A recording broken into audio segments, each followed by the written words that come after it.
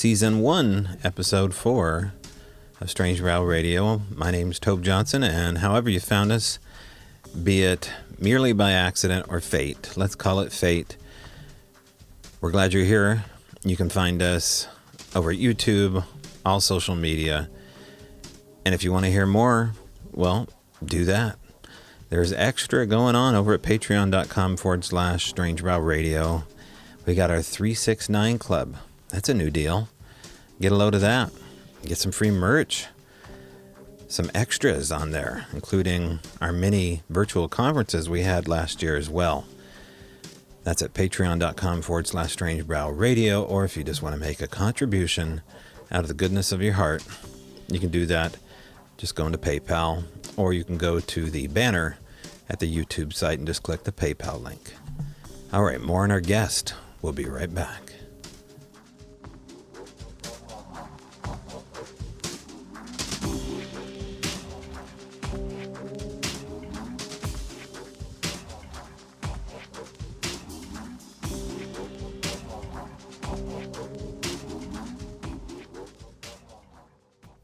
Well, before we get to the guest today, I will tell you that we have an event coming up. Strange Brow Radio presents Sasquatch and Anomalous Audio Analysis, February 6th and 7th of this year. That is Super Bowl weekend, SBW. But let's say, football's lost its luster. There's no crowds there. I don't know, is there an opening act? You can watch the opening act, and then if you're tired of seeing the pigskin tossed around, you can hear us toss around theories about Sasquatch audio analysis. That's February 6th and 7th. We have quite a show planned for you, and some teasers of a Sasquatch documentary as well. So you want to tune up for that, and I'll tell you exactly how to do that, and exactly who we have as speakers, such as Ron Moorhead will be speaking along with Scott Taylor and Kevin Carney and myself. The title of the event is going to be Sasquatch and Anomalous Audio Analysis. And so, of course, you know Ron. You know him from the Sierra Sounds. He does a lot with Strange Brow Radio, lives down the road.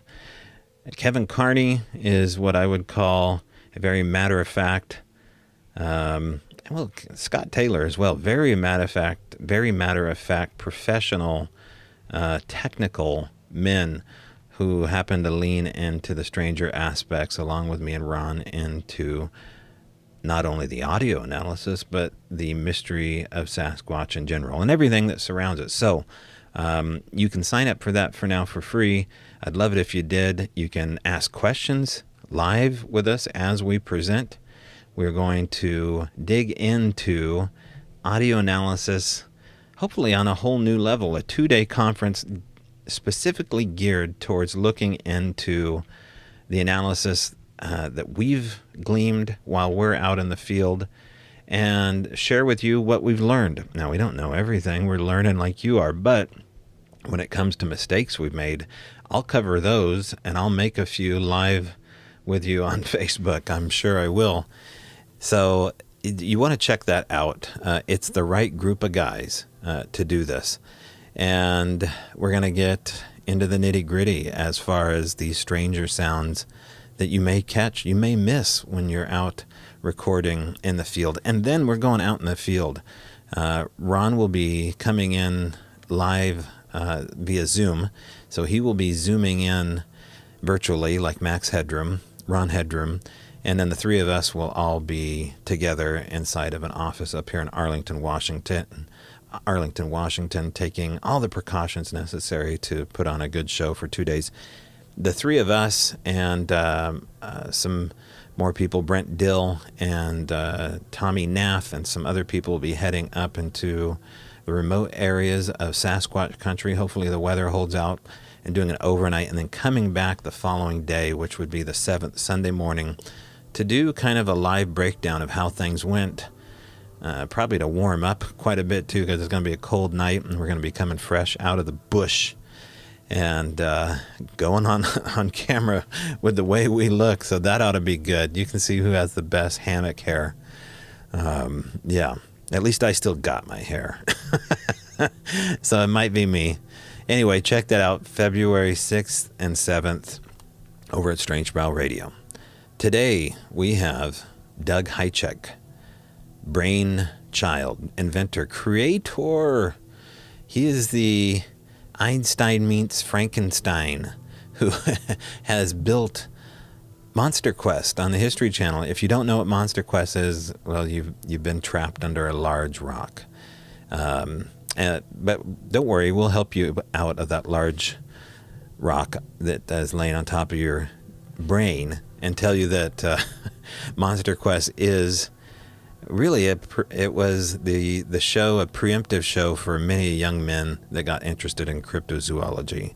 And so you can blame them for a lot of it. It started after Leonard Nimoy as well. So Doug Hajicek is my guest today, and we talk about what he's calling a single sheet on what is known as Sasquatch Alba Vernix.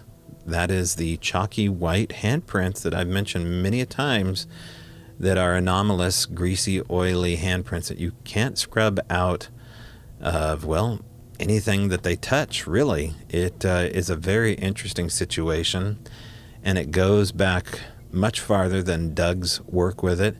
It goes back at least to looking into Daryl Sims' work. So hopefully we can pick this up where Daryl Sims and Doug have kind of left off, because if you're into Bigfoot, oftentimes people say they see dusty handprints, or I've heard them described as ashy handprints that are adhered to sides of cars and windows, and in our case, indoor bedrooms.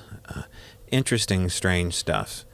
And it just refuses to go away as a part of the Bigfoot story. So we're going to look into it, talk about it, and talk about Doug's life in general and the show here. So you have maybe not subscribed to YouTube. Well, now's your time to do that, because the video's up of Doug and I talking from his laboratory. I will call it a straight up laboratory in the background.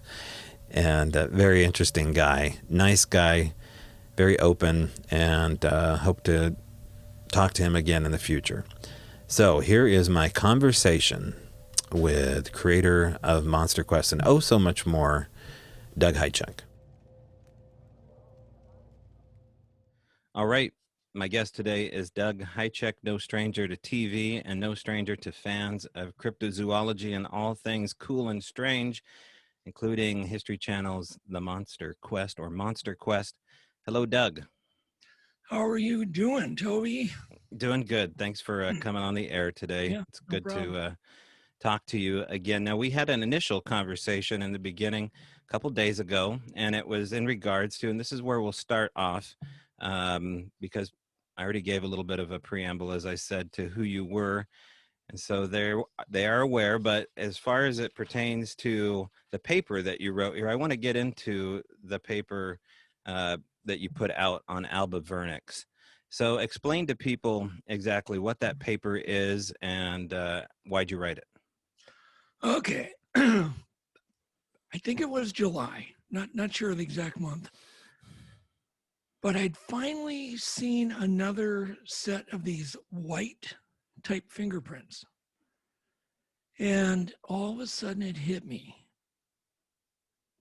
This isn't dust. This isn't mud, because for 20 years, I've been seeing, people sending me pictures. Oh, I've got a big handprint on my truck. It left a dusty, muddy fingerprint. And I just kept hearing this over and over for years. But there was a guy that I was working with who had sent me a picture of a camera trap. And he said, there's fingerprints all over it. And he said, I can't get them off. And I mean, it just flooded into me, Toby. I'm like, okay, there's something going on here. And so it was only maybe a week after that Michael Waldy, and he'd contacted me and said there was a big nose print on a window. And he goes, and it's all white. And I thought, oh my goodness, okay, here it is again. These white, greasy, waxy fingerprints. In this case, it was a nose print or a face print. So the bottom line is I just wanted to get out the word to people to say, hey, this isn't dust. If you find a fingerprint that's really white on your window after Sasquatch activity, please be aware that it might be important. You may not just want to just wipe it off. You may want to get some Q-tips, collect it, put it in a bag, because I have checked, it's going to have DNA in it. Everybody's looking for hair. Everybody's looking for, blood and those types of things. And this may be the biggest harbinger of DNA we've ever seen for this animal. And it also, if you think about it, our sebum is going to have a ton of different chemicals. It's going to have different waxes in it. Their wax and their sebum might be completely different, totally different. Right. Let's go over the derivative of the name, Alba Vernix, white, thick, waxy oil, correct? Yes. That's what it means? Okay. Yep. And you coined the phrase? No, I did not. Okay. That phrase was coined by Shelley Covington, Montana. Okay. We were talking about this, and I'm like, we got to quit calling it the white stuff. Right. And she said, basically, I'll call you back. Right. And she calls back and said, let's coin it Alba Vernix. I love it. Sasquatch Alba Vernix. Yeah. Because if you've ever seen a newborn baby, when they're born, they're covered with this amazing wax. It's extremely waterproof, extremely protective. And this is very similar to that in texture. Okay. And you said it can be tested. Has it been tested? And what has been gleaned from the test? No, it has not been tested yet. That's coming. That is coming. A gas chromatograph test like this, and then to have the data analyzed, is going to cost a lot of money. And then we have to do it over and over. So let's say I do one test, and let's say we find out it has numerous properties that are different to humans. We can't really release that information because no one's going to pay attention to it. But if we collect it in 3 different areas, test it, and each sample has got some type of or lack of a certain chemical that humans do. Now we can't, and yet it's got human primate fingerprints, friction ridges. Then we have something we can talk about, because that is going to be far more impactful for scientists than a photo. I mean, really, we can give them photos all day long, and you know it, and I know it. They're just going to laugh. They're just going to go, yeah, it's like, we need a body. And I don't care what kind of photos or videos. I mean, we've had the Patterson footage for, over 50 years now. It does nothing. And that one shows muscles, tendons, and all sorts of extremely unique anatomy, including with a joint bend. So it's done nothing. But this could be a game changer because it's so common. I probably get 1 picture a week of these handprints. So it isn't like it's a rare thing. Right. And we've been trying to find answers to this, not only on this show, but just privately for the last 3 years. And we started calling it white chalky. Yeah. See, here's the thing. Me and you have never communicated before. No. There's tons of people that have probably noticed this, as you have a long time ago, because you shared some of your photos. And so gosh knows how many other groups are calling it this white stuff. And finally, though, but really, if we put a name to it and start thinking about it as a substance that we can collect, we can have analyzed, it's kind of a big deal. Yeah, it's a huge deal. And I feel like, we're on the cusp of everybody paying attention to something new and breaking. Regarding your find here, how many people have reached out to you since you broke this paper? Because now it's hit. Let's remind people too that you're not a social media guy. You're new to the world of Facebook. Yeah, in fact, I'm so fresh. It's been 4 weeks for me. Right. Welcome. Yeah, thank you. And it's really been amazing. If I would have known Did you know that not one person ever tapped me on the shoulder and said, you know, you really should join Facebook. There's all these Bigfoot groups, all Hmm. these paranormal groups. I had no idea. So I just joined and found out this on my own.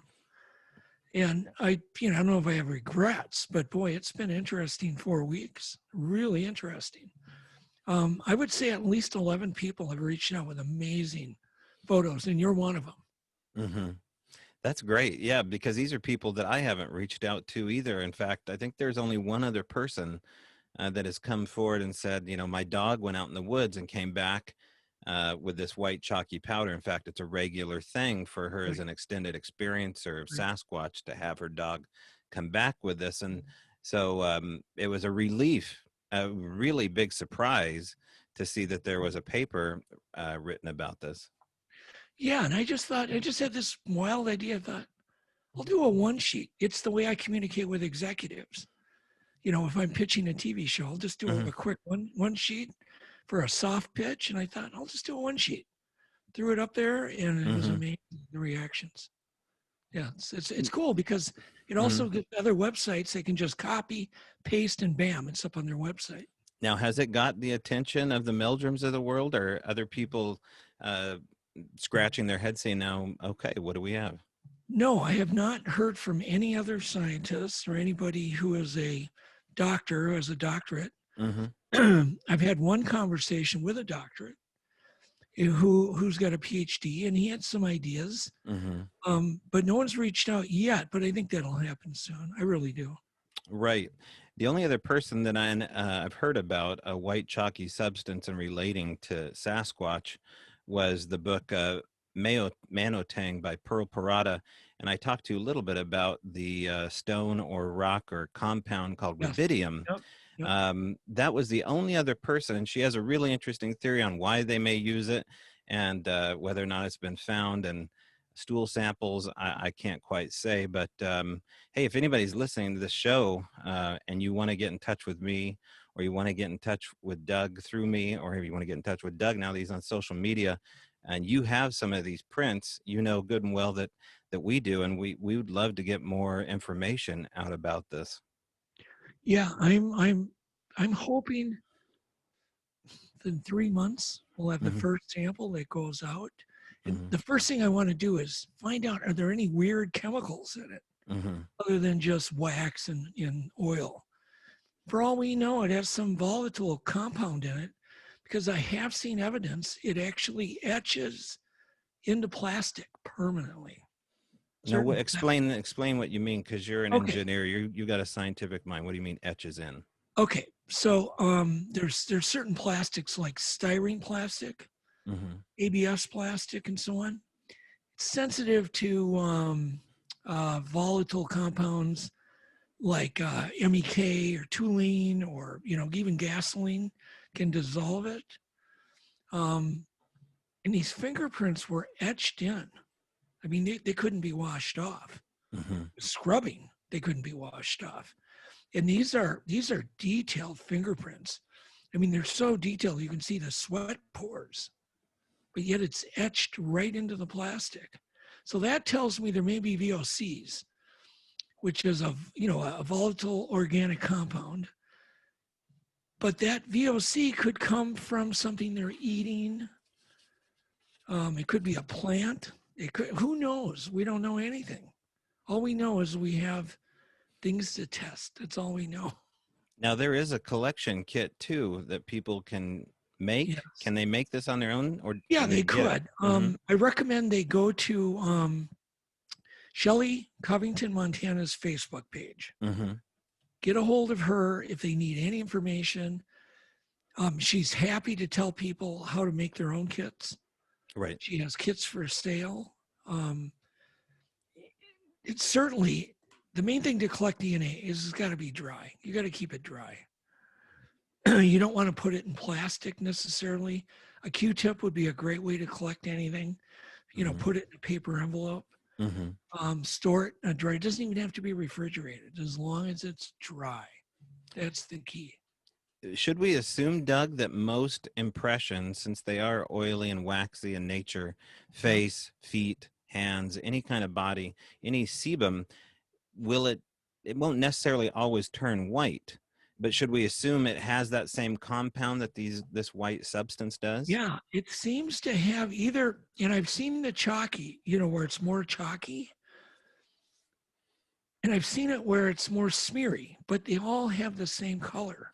Mm-hmm. So let's say they're getting into a substance they like to coat their bodies with. They're putting it in their hair. They're using it for something. So it could be something they're gathering and wiping on themselves. Could be a mosquito repellent. Could be to keep ticks away, for all we know. It could be a scent cover. I mean, think of all the things that we put on our bodies. Right. Soaps and oils and lotions and mosquito repellents and all sorts of things. But if we lived in nature, there may be all sorts of things that they're doing. I know people drink certain types of oils to just naturally repel mosquitoes. There's all sorts of things. So we don't know anything. But what we do know is we have a lot of questions. And I just loved it that you had so many exciting questions. In some ways, Toby, you were just excited. I'm relieved. I mean, Relieved, the thing excited. about when you have these kind of experiences and you have a testimony of a brother in arms, that's saying this is strange. We did have this moment. We don't understand what happened. Yeah. It is a relief. Yeah. Well, I think that it's going to be a kind of a big thing this year. I'm hoping. The other thing I don't know exactly how much these tests are going to cost exactly, but the key isn't even the test. The key is the analyzing what the test shows, comparing it to primate sebum, comparing it to all sorts of things, certain plant compounds. So it's going to take some scientist that's going to have to spend a considerable amount of time. But when we get the bingo, it's going to be amazing. So go ahead, Doug. Sorry. Well, I was just going to say, as an example, if you compare our sebum with a gorilla, they do not have what they call an SQ molecule, which we have, which protects us from UVB. UV light, sunburns and so on. It's something in our skin oil. Primates that are hair covered don't have that because they don't need it. And so there's one difference, that just that alone. Right. Where let's say people start sending a certain group of scientists the stuff they've collected. They know damn well they didn't collect it from gorillas, and they have photos to go with it. And suddenly there's no SQ molecule in it. That's going to get their attention, and if that's all we do, it's a good thing. Yep. So are you ready for pushback from academia that says, well, it was contaminated?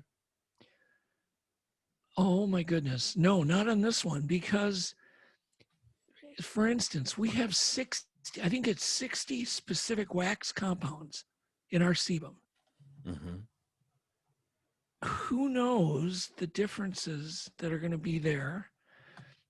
I'm hoping they're going to be great. Nobody's going to be able to fake chemical compounds, not in a consistent basis. I've got a number of samples already collected. I guarantee I'll be getting more. You're probably going to get more. And so collectively, if we can get this consistency going, and it's very different than what humans leave behind, or other primates even leave behind, it's going to be really interesting. It's going to be, I'm just hoping for that jaw drop moment. Yeah, I really am. Absolutely. Well, bravo to Shelley looking down this rabbit hole here and coming up with a substantial name that will catch academia's eyes, and more so than chalky white.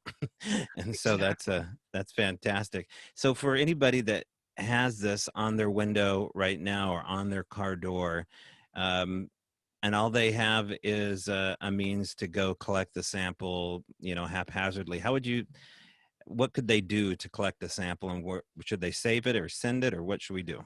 Yeah. Okay. So the first thing is to, take a lot of photos, really good photos.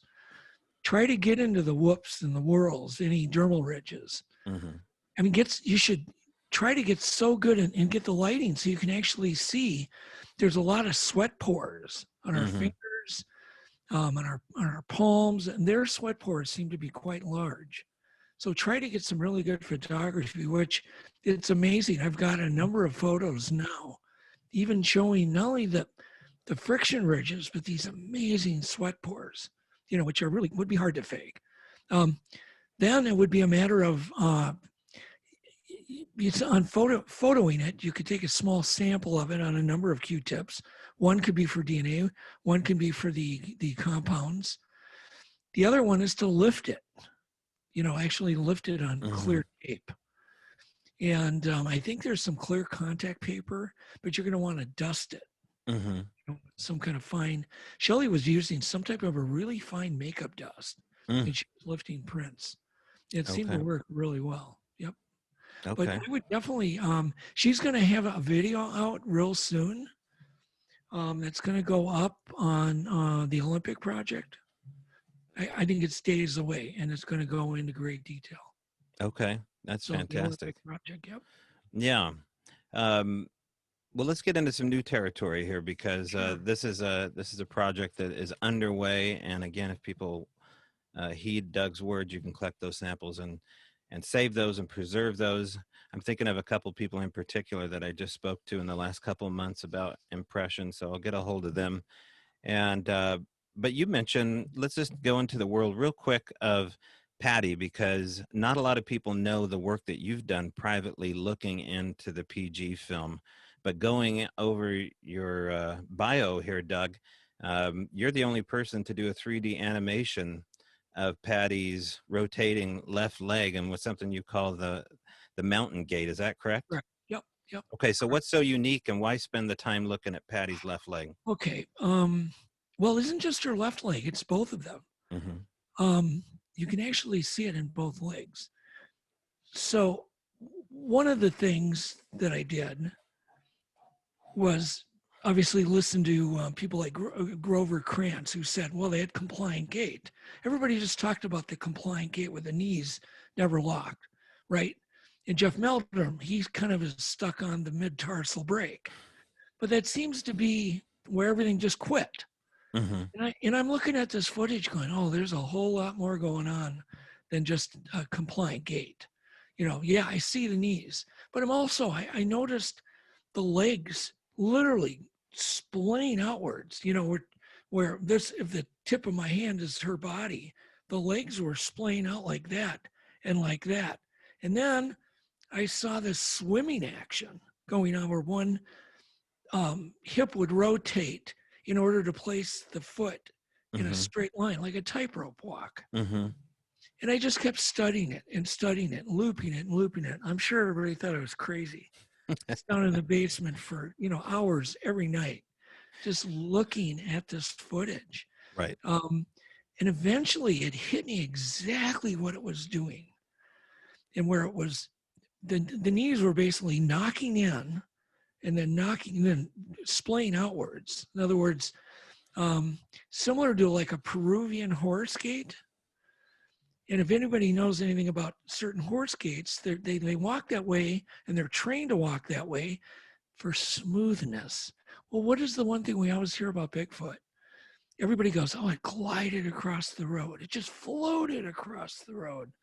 It seemed to not even touch the road. It just smooth as silk, smooth as silk.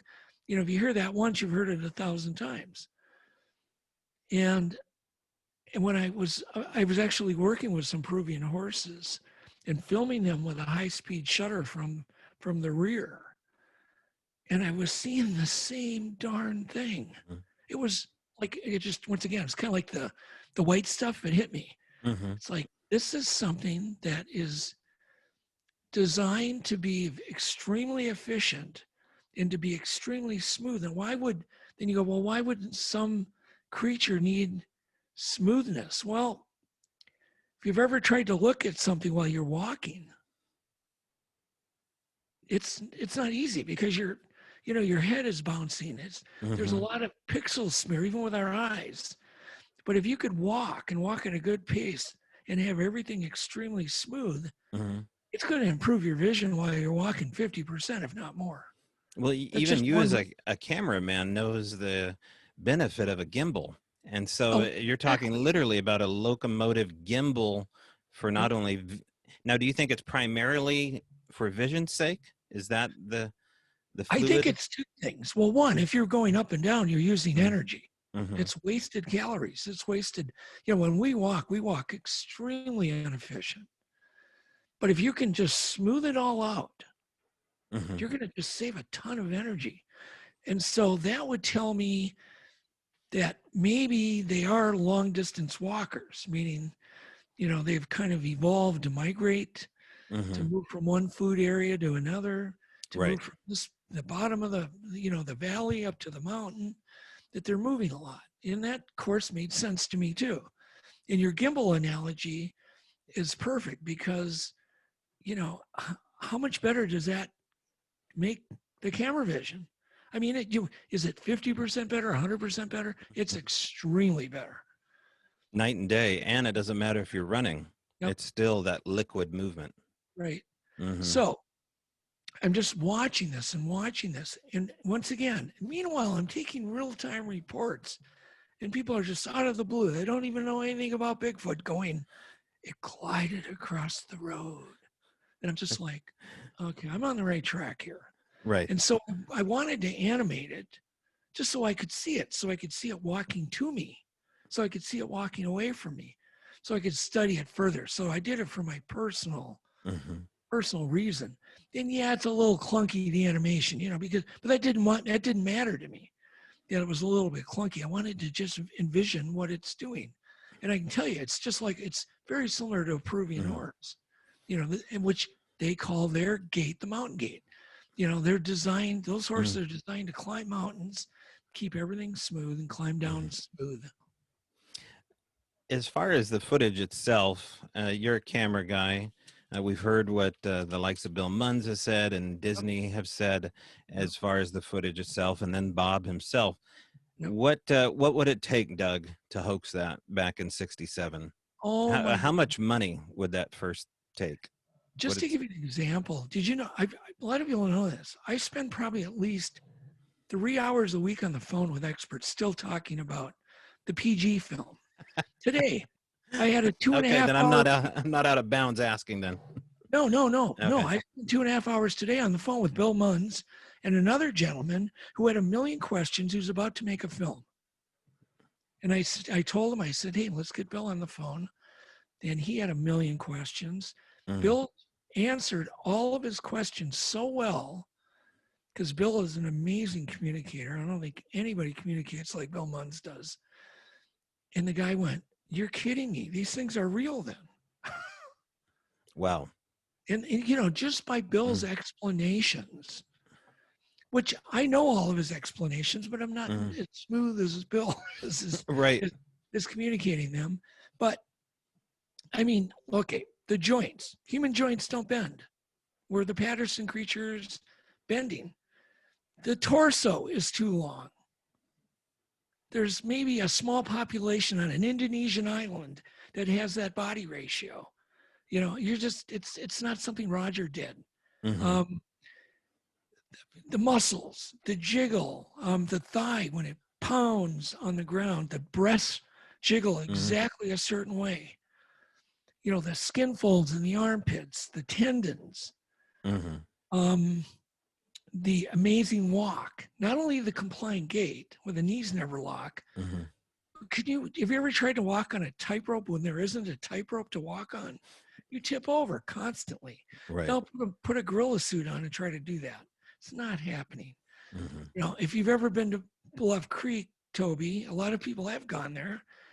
The area where this thing was walking was kind of like walking on beach sand, extremely hard to walk on.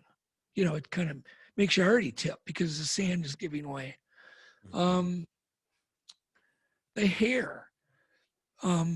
There's one thing people don't know about the Patterson footage is that when it makes its turn to look at, actually, I think it's Bob, it bristles. There is piloerection happening.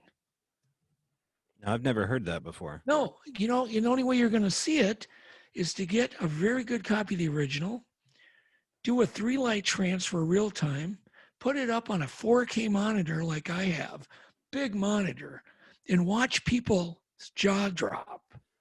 Are you saying Patty's hackles go up? Yes. Yep. I didn't know that. Would that make The sense? moment she turns, Mhm. whoo. Yep. And Yeah. to Now, see how could you ever fake that? yeah, to see this room full of people who are all just giggling and laughing, to watch every one of them almost turn white when they saw Wow. that. And that's when the moment they all Mhm. knew, you know, of course, you can't fake it. And then they could see the tendons, you know, I- contracting and expanding. And then, go You ahead. know, we rarely talk about Patty on the show because it's such a fleeting popular moment, but people that are listening to this aren't, you know, maybe watching the YouTube episode and don't know your history. In the background, you're in your Bigfoot lab. I see Gigantopithecus skulls. I see Patty framed in the background. So to hear that you're still talking about this with glee, and I see your face still light up Oh, gosh. with awe, because it is kind of our Bigfoot man on the moon moment still. Well, here's why, Toby. There's no brush obscuring it, right? There's no trees. Mm-hmm. We get to study all of its anatomy. We can see it from 2 different angles. Mm-hmm. We see it walking away from us. We see it actually from 3 different, you know, positions. Yeah, it's an amazing piece Mm-hmm. of footage that has so much more to tell us. It's not Right. done yet. I bet you we've learned 1/10 of what we're going to learn from that footage. And you feel as though we should be excited about this film coming out. You got a little peek at the guy's ideas, or an actual motion picture or a documentary about What's a this. documentary? And Uh, I don't really know much about it, and certainly uh, not at liberty to, you know, to talk about it. sure. I will say the individual we talked with was extremely brilliant. Mm-hmm. He had almost as much knowledge as Bill did on film cameras and lenses and, you know, film stock and on and on and on. Mm-hmm. And for me to introduce these 2 guys together was just, I just sat back and Right. watched and listened because it was amazing. Right. You know, these guys were just Yeah. absolutely amazing.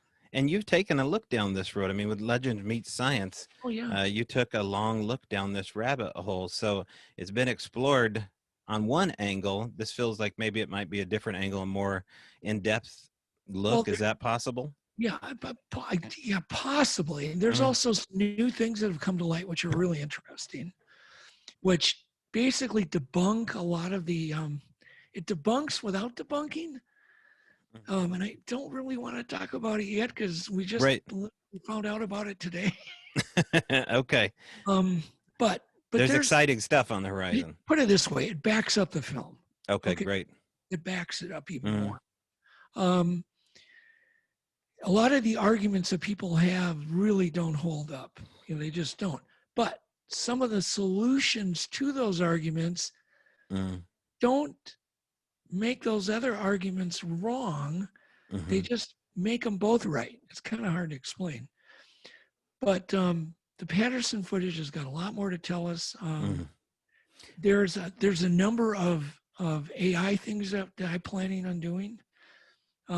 Deep learning to enhance it even more. Right now, I think there's some real. They mm. say they're 4K on YouTube. They're not. You know what I mean? It's just they're not. You know the But difference. yeah, Mm. there will be some really cool stuff coming up. You know, I'm hoping Okay. this year. Yep. Yeah. Now, you have some exciting stuff too coming up. Looking over your bio, it looks like you may have something in the works yourself.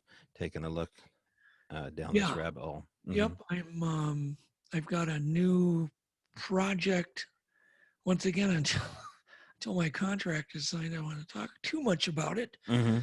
But yeah, this is going to be the year of the Bigfoot. As far as Okay.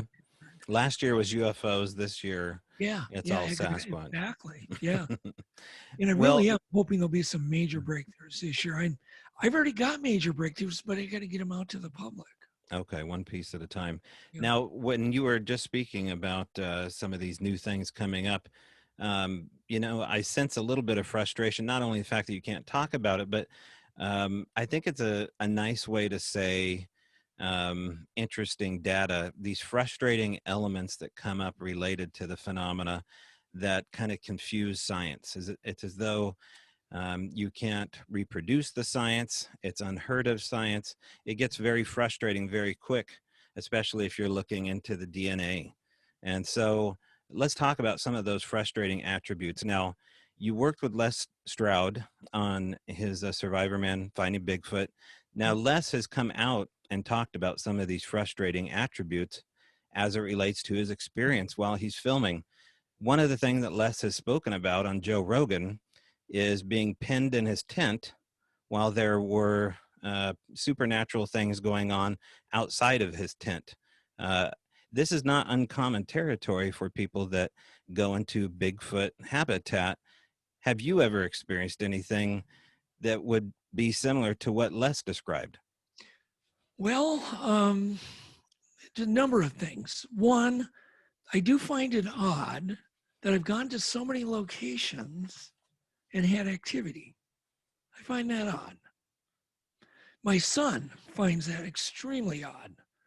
He's actually trying to look for a place in the wilderness he can go to, do a little wood knocking, nothing big, do a little wood knocking, go to bed, and actually be able to sleep through the night without having rocks thrown near their tent, rock clacking, wood knocking right near their camp. And so he's confused. But yet not confused because we don't know. I mean, just because you go in the wilderness and you have Bigfoot activity, it doesn't mean it's supernatural. Right. But I've had some things that I couldn't explain. I've been, the last time that I really don't have much of an explanation, I took my youngest daughter up to a wilderness area, and we were with my son Blaine, a good friend of mine, his daughter, and we did some wood knocking. I'm trying to remember. We did some wood knocking, heard a scream right away, Toby. I mean, just right away. My daughter was like, oh my God, this is, she couldn't believe it, which I found weird because it happened. We hadn't even been there 20 minutes. And we heard this scream right by the cabin after we did a wood knock. Well, to make a long story short, that night, I better preface it. We walk into this beautiful cabin. It's about 11 miles off. It's on a logging road, solar powered, off the grid, but it's nice. It's not like some little shack up on blocks. And so we walk in, there's no curtains in this place. And the first thing my daughter did, who was about 13, she goes, I'm not sleeping in any room without a blanket covering the window or a curtain. And so I said, well, find something, I'll tape something up. And so she found a big blanket and I taped it up. But that night I was awoken probably about 2 a.m. by something walking on the porch that our bedroom faced. And I hear it walking up and I hear it opening and closing a recycling bin. It's got like a button you have to push, but it opens and closes it like 20 times. Then it goes over to the other side of the porch and opens and closes it. Then it walks down the stairway to our truck with a tonneau cover on it. And you can hear it playing with the Velcro. And I'm sitting there, and of course my daughter's in the room. And I'm like, well, I don't really want to throw the curtain open. I'm thinking about safety, believe it or not. And plus, I'm probably, hesitant just on my own. Because you don't want to throw a curtain open and be face to face with something, scare it. Sure. And so then it walks back down, it repeats the recycle bins again. And then after about maybe 10 times, I'm laying there wide awake. I start finally just dozing off. And we were both then woken instantly by the cabin getting shoved so hard that the bed that we were in flew away from the wall. We both sat up simultaneously, and it was the first time I ever heard my daughter swear. She just looked at me and said, "What the, Yeah. Good time to do it. And it was insane. But I studied the cabin. I'm like, I couldn't do that. It was like a truck at the cabin.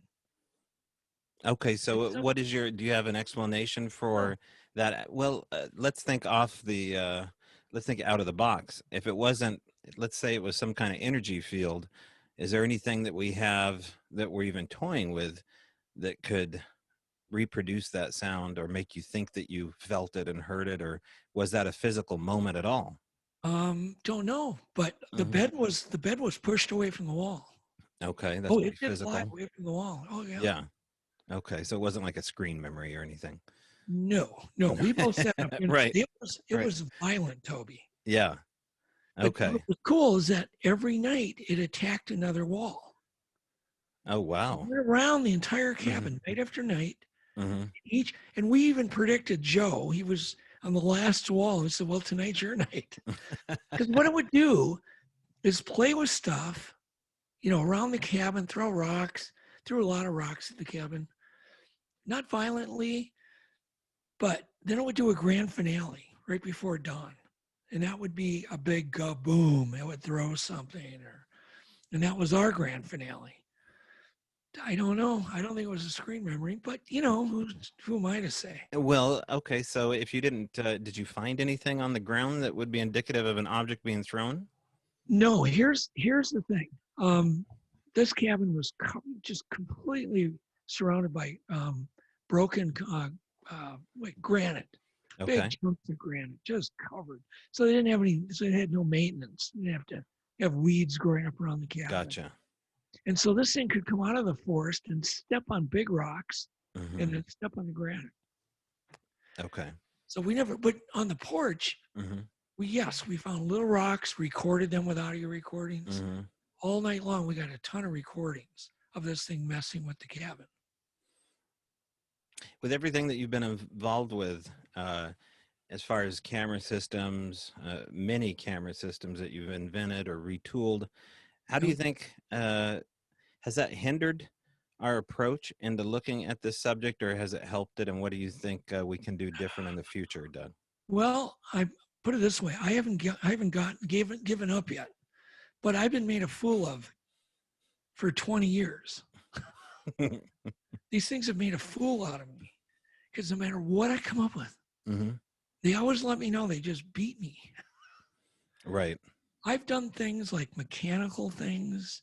I've done tripwire things. I've done 2-pound monofilament line traps, and these things will set those traps off, but there's nothing there. Hmm. In fact, I've even set traps that I know that they've deliberately came and tested. Hmm. Like they'll scare us away, and then boom, my trap will go off. It's so, you know, it's too much of a coincidence to go, really? The two trees just got snapped right where we were standing. Everybody runs in Hmm. fear of their life, and then all of a sudden the trap Hmm. goes off, you know, and yet it's like it knew that it needed to test that. So Well, it okay, needed to get rid pause of that thought right there, it. Doug, because what else do we have in nature that mimics this behavior? There's nothing I know of. A human, you Hmm. know, really smart, super aware human, But it super aware. seems to even be over what a human's ability are to a Yeah, degree it that, does. Yep. Yep. yeah. I mean, here you are, an engineer, a scientist, someone who's looked deep into this, and they've made a fool of you. What else can do that? And there's no human that can make a fool of Doug. Yeah. Well, yeah. Oh, yeah, there are. Just But, giving you but the I've got benefit of to, the doubt. but I'm not going to give up because Uh-huh. I've got a bunch of other things that we're going to do and Uh-huh. try. Uh-huh. Everything, whether it's nature, I even believe the supernatural has flaws. Everything's got a flaw, Uh-huh. you know. Do you think they make mistakes? Absolutely, Uh-huh. of course they do. You know, I Uh-huh. don't know what they are, but no doubt they make mistakes. Yeah. You know, they wouldn't be leaving this white stuff Uh-huh. behind. They seem to have a love for Uh-huh. touching smooth objects. Uh-huh. You know, think about it. They don't have any glossy, shiny Uh-huh. things to touch in the forest. So Right. maybe that's what attracts them to it. But they can't resist something shiny. Right. Now, when you go out into the woods, are you someone that will leave them something? Do you go and leave an offering or? We've tried Mm-hmm. everything. I worked all summer in doing that. Mm-hmm. And once again, they get away with the offering without Mm-hmm. giving up a photo. They get away with unscrewing things. They get away Mm-hmm. with unnailing things. I mean, it's confusing. Mm-hmm. Frustrating. So you have a camera deployed, and then you have the object in front of the Sure. lens. Yeah. Mm-hmm. What's the strangest thing that's happened to your camera? Um, I really wouldn't say there's one strange thing. There's just so Mm-hmm. many things, The fact that nothing has happened on camera. Yeah, it's to the point Mm-hmm. where I'm we've actually thinking about trying to get a game camera company to have all of the images beamed to them. So here, you deal with this stuff. You can see us putting it up.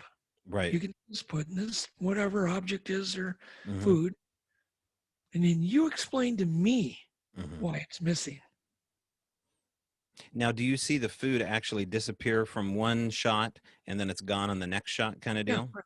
Yeah, yeah. Right. And that happened to Les too, right? With the Oh yeah. apples. Yep. Yep. Right. Except he caught what almost looked like a conical shaped head coming up from the bottom of the frame, I think. Yeah, And which could be a bird. I mean, right. you always get to see, and I've gotten a lot of those too. It's Mm-hmm. always side of a hand, maybe the Right. Right. profile of an Mm-hmm. eye, a brow. I mean, I've got numerous photos Right. that I'd have to point out to people what I think it could be. It's Mm-hmm. worth, and they Right. always seem to get close enough. I mean, we had Mm-hmm. one last year where you can clearly see an auburn colored, which looks like maybe an arm, a long arm, and Mm-hmm. a hand, but that's all we have. It's Yeah. worthless. What are you going to do with that? Okay, so as far as the text, the specs on getting a photograph and what we've used before to do this and what we're using now that we have the advantage of FLIR and it's getting cheaper now to where you can spend a couple $100 and throw it on your phone and it's not that bad. Um, is there anything on the horizon, Doug, that we can look forward to Yep. what do we have to look forward to? 360 micro 360 cameras. Explain that. It's going to be a game changer. VR. So many of you have played with VR. You can even go to YouTube and find VR. Just look up VR videos. Mm-hmm. You can see the sky. You can scroll, see the sky and the ground, right, left, 360. Well, it's cameras. The VR cameras are already getting micro. They're getting smaller and smaller. How long will it be before we can all test VR cameras, Mm-hmm. make VR camera traps? You can't sneak in behind it because it films behind it. Mm-hmm. Films up. You can't come in from above because it films up. It films down. So I've just I've got a camera system ready to be deployed, a number of them that are VR. So it's filming every which way. Mm-hmm. And I can deploy them up in trees. I can deploy them and, they're quite small and you can deploy them. Basically, if you picture a VR camera, then little hooks attached all over it to where you can tie it onto a string, monofilament line, and throw it high into a tree, into a new area. Mm-hmm. It's going to film up, down, sideways. Maybe you wouldn't get this amazing footage, but dang it, we've got to be able to get something. So at what point do we change our approach, Doug? If let's say that works, but let's say it doesn't work, that goes on for another 25 years. And we don't end up with anything better than Patty. What do we do then? Do you have do you look down the road and say, listen, if in 15 years we don't have answers, in 5 years, I have to think something different's going on. Do you think that way? Yeah, I think, God, I'd love 1 year. I want to try whole different lighting systems, multi-frequency, Mm-hmm.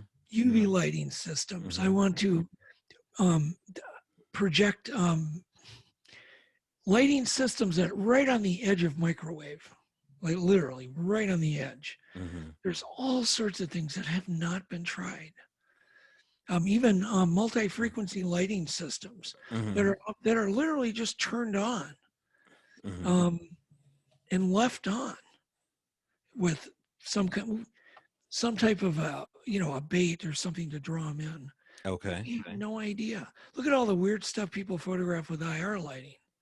Right. People get an alarm. They'll see, oh, there's like some glow outside or like an orb. They'll send somebody out to look and see what's out there, who's out there with a flashlight. And they don't see it, but yet the person watching the IR live stream can see it. There's a lot of weird mysteries with wavelengths and lighting. So until that's all been done, until every kind of micro camera can be tried, why give up? I mean, what else do we have? We don't have anything else. And there's a lot of people that go, well, it's paranormal and, forget about it. Well, I don't know. That's not my attitude. Right. What is unique about IR, Doug? Explain that to the layman. Why is that such and what is the possibility that they can see the IR beam? I mean, we hear that all the time. That's all it is. They can see the beam. Yeah, I hear that all the time. Well, IR, true IR is about 800 nanometers. And we see from one spectrum, which starts in UV and goes to IR. I think they actually see in UV lighting, which is a lighting that would show, okay, a black light is UV. Most people have seen a black light. And you'll see how things glow, like a black light poster or anything with phosphorescent powder in it glows. I suspect that they see in UV vision, which is the opposite of IR vision. I don't think they see in IR at all. But take a UV light and aim it at your camera trap. Parts of it will glow. What does UV light, what would it do for an animal? I've long suspected, I do a lot of black bear research. I've long suspected even black bears see in UV because if you watch a black bear eating, like in the spring after they emerge from their den, there seems to be there's a bunch of catkins, which are the blossoms of aspen trees. And they're only eating certain ones. And I think that they're seeing the protein content. Oh, wow. By UV vision. They just found out caribou can see in UV vision, which would allow them to see urine, predator urine, would allow them to catch up to their own herd. They have to stop and calf, and have a calf during the migration. Their herd, they have to wait. They're like 3 or 4 days before the calf can move. Well, this way they can follow the herd by the urine, by seeing UV, and they proved caribou see in UV light. So they see a glow. Think about all the advantages of seeing in UV light at night. You would see the trails of small toads, mice, who were feeding on those animals. You would see which berries were the ripest, which leaves were which had the highest protein content. The fungus, if you were into fungus and ate fungus, you would see certain funguses glow. You would see, which is really interesting, the Alba Vernix, which I find interesting, which is a possibility. They're leaving markers for each other. Oh my gosh. Yeah. Yeah. It would just be like a scene out of Avatar. They would just see the footprints going down the trail like we do when we shine a UV light at it. Yep. So I recommend everybody grabs a UV, buy one, grab one on Amazon. They're cheap. They're like, between $6 and $20. And get one with a number of, UV LEDs. Go into the forest at night. It's a whole nother world. It is. It really is. And so to me, the IR thing sees a lot of things that we really don't need to see. I don't know. I mean, a lot of people photograph orbs and, I don't know. To me, it just could be a piece of dust, that's reflecting the IR light. I'm just kind of ignoring the whole IR thing right now and heading right into the UV. Right. Well, I know you have to head off to your own UV scenario here. I want to thank you, Doug, for coming on the show. And and talking to us. And I will be in touch. And if you have any more information and want to reach out publicly or privately, we would love to get an update on that. But again, people can go to Shelley Covington, Montana's Facebook page to get a kit, or the Olympic Project is going to be coming out with a video. And thank you again, Doug, and have a good evening. And we look forward to hearing more from you. Thank you, Toby. Yep, I'd love to talk again. All right. So as promised, that was Doug Hajicek. And we have been speaking ever since, every couple of weeks online. He has a lot to share, and hopefully we can get a part 2 to this. You know, some of these guests, they need a little bit of breathing room before they talk about the other things that they want to talk about. And so that's what I hope that turns into with Doug, because he's excited to be here in the world of social media. It's so funny that he's just now discovering this whole thing here. At least that's what he says. But, you know, how do you really avoid it when you have kids? And I think he definitely does. So that was my conversation that I have available to air with Doug Hajicek. Okay, as I said, don't forget, you can check it out again February 6th and 7th over at Facebook. That's where you'll find us. That's where the event tab is. If I didn't mention that, well, shame on me. Go to Strange Brow Radio at Facebook, and there, click it in the events tab, and you will be notified, and you can join us. Ask questions. We're going to go over types of recorders we use, what we do, strange things to look for, what programs to download, tricks to, securing audio in the field when you have things like rain coming down around you. It's going to be a lot of fun. Like I said, we got the right group of people with us, and you can sign up now. If you want to enjoy the show more and want to look into more content, you can do that as well over at patreon.com/Strange Brow Radio. And there we have all sorts of stuff. We have our 369 Club for $3 a month. You can join us, and there's all sorts of members-only content. And then we have merch available now for you if you want to join as well. So that's over at Strange Brow Radio. Patreon.com/Strange Brow Radio.